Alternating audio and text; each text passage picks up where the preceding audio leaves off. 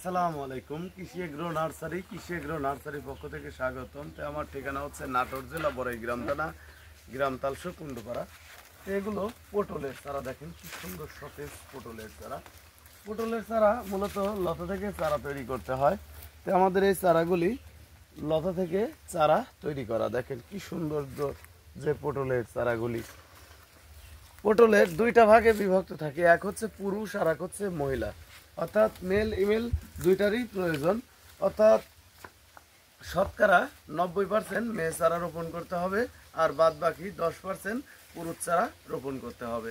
তে পটলের চারা মূলত এখন লাগালে 1.5 মাসের ভিতরে পটল উঠাইতে পারবেন, কারণ এই চারাগুলির বয়স অটোমেটিকলি 2 মাস হয়ে গেছে, 1.5 হাত করে এই চারাগুলি হয়ে গেছে।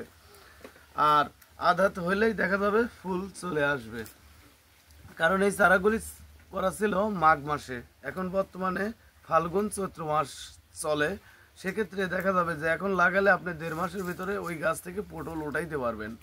তো ভিউয়ার্স, আমরা পাইকারি 10 টাকা করে বাংলাদেশের প্রতিটি জেলায় চারা পাঠাচ্ছি। আপনারা যদি চারা নিতে আগ্রহী হন তাহলে আমাদের সাথে যোগাযোগ করতে পারেন। ভাড়া এবং ক্যারেটের টাকা অগ্রিম দিতে হয়, আর বাদ বাকি টাকা মাল হাতে পাওয়ার পর কুরিয়ার অফিসে।